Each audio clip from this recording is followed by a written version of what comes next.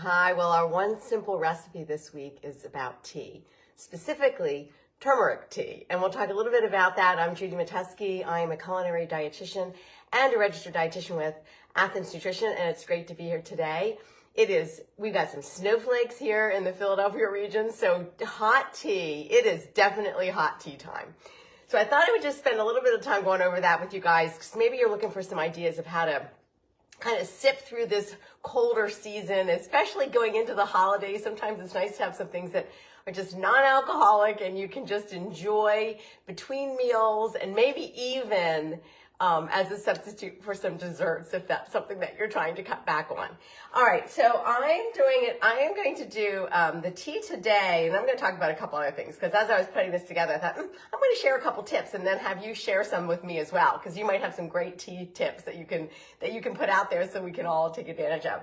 But turmeric tea is an interesting little combination, and instead of maybe just using regular tea or from a tea bag, whether it's an herbal tea or just regular tea, this you're just making, it doesn't actually have tea leaves at all. It's really just a tea that we're making from the spice of turmeric. And I came across this, there's a lot of different recipes out there, and I was really looking into it to see what's the ratio of the amount of turmeric that you would use to boiling water, and it's kind of all over the map as far as how much to use.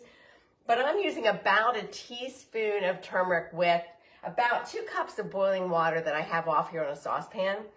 And then we're just going to steep it. The one thing with turmeric is that you can see this deep orange, right? It's such a beautiful color. You do need to steep it a little bit in the boiling water, just so that it can release a lot of its compounds into the water. So I'm right now just doing that. I'm putting a teaspoon of the turmeric in the water.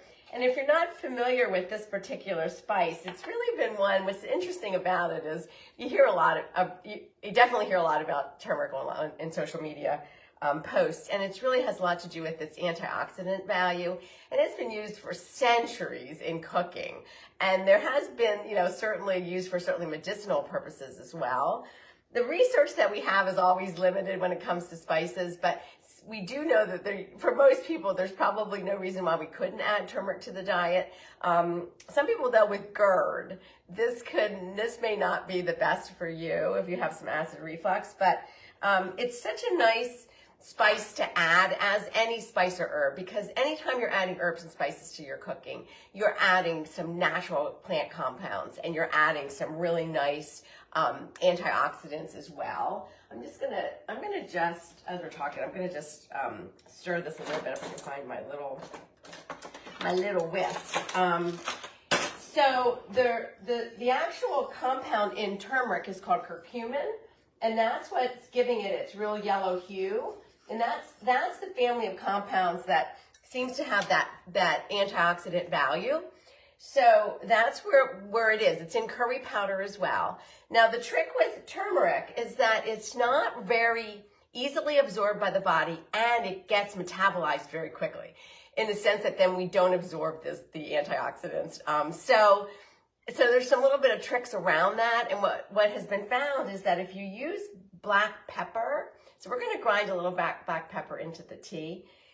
The black pepper has piperine in it, which is another compound, which seems to help allow for that turmeric to be metabolized by the body. It slows the breakdown of the turmeric and allows the body then to absorb some of the compounds. So you'll find that with turmeric, often black pepper is paired together. And if you think about it, like in curry powder, black pepper is added to that. So there's really, there's some method behind some of these spice blends.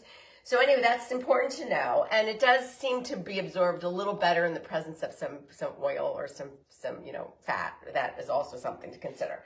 All right, so I have this off to the side, and it's just simmering away. So typically you'd simmer that maybe 5 minutes, 10 minutes. You could just steep it as well. I think the recipe that was put up on the blog was for 4 cups. This, I cut it down to just 2. The other thing is you might want to use a dark mug or glass, because as you know, if you've ever worked with turmeric, it is stains. This orange really gets everywhere. So I like to, if I'm going to have this type of a tea, I usually use a dark ceramic mug.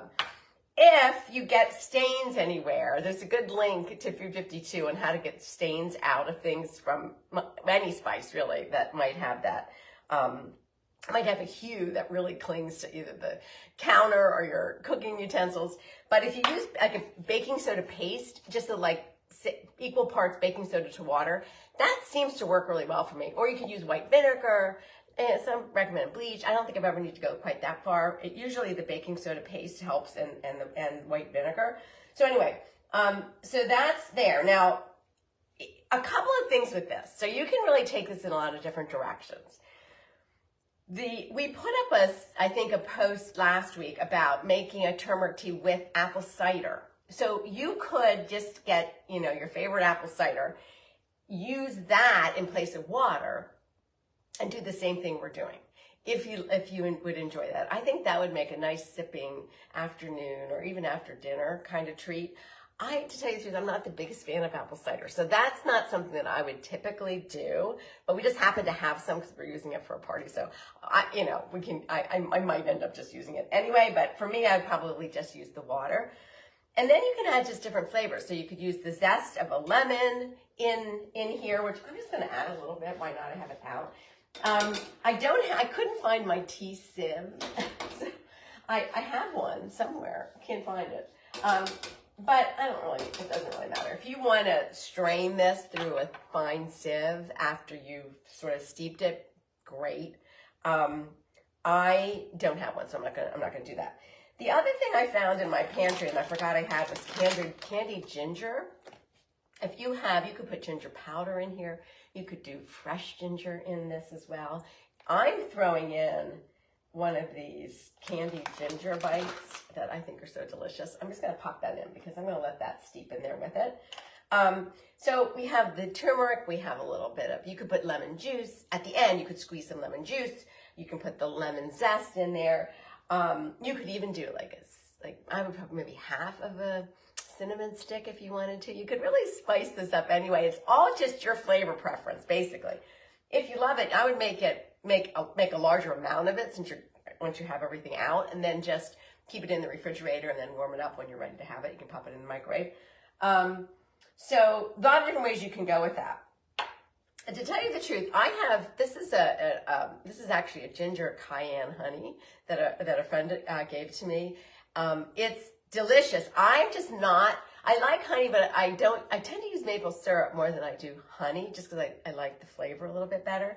But honey is just so nice, especially right now, if you, like me, are working on any kind of colds that might be going around this season. A little lemon honey, great. That would be great to help with some of those, cold symptoms. So really, it's up to you. You can add sweetener, not add sweetener. I think in a turmeric tea, you kind of need a little something for a little sweetness, because if not, it can be a little bit on the bitter side. And the acidity of like lemon juice and turmeric, also, if you find it to be a little bit bitter, the acidity of lemon juice can help cut that bitterness as well. So anyway, so here's the tea. Let me just take it off heat and I will show it to you. And I'm going to pour this out over my sink. But if you can see the color, I wanted to pour it into my glass measuring cup so you can really see the color of it. So let me just pour some in here. All right. And then I'm going to, let me just put this on there's, all right. So look at the color of that. Is that incredible? I mean, this is Mother Nature at its finest, with this amazing hue to this turmeric that is adding, some health benefits, right, for us as well. Not just from a flavor standpoint, right, because we use it in cooking. When it comes to spices and herbs, use them, because they, just like, vegetables and fruits, they're adding so much to not just the flavor of what we're eating, but they can bring those incredible plant compounds in as well. So turmeric tea, here we go. Now, as I was putting this together, I thought, okay, I'm just going to share some of my favorite teas. And then maybe you could share some of your favorite teas as well. This time of the year, I drink iced tea all year long. This time of the year, I like to switch over to some hot tea as well. I do like the candy cane green tea that's at Trader Joe's. I think this tastes really great. So that's one. I always love peppermint tea, and brand doesn't really matter to me, but excuse me one sec. That's my cold coming in. French vanilla, or, excuse me, there's a vanilla caramel. These are like liquid desserts to me. They taste so good. Early in the day, I'm okay with regular tea. Later in the day, I'll go decaf. The other thing, excuse me, one sec. Sorry about my coffee. I'm coughing, I apologize. The one thing that I do love is I love my tea boiler.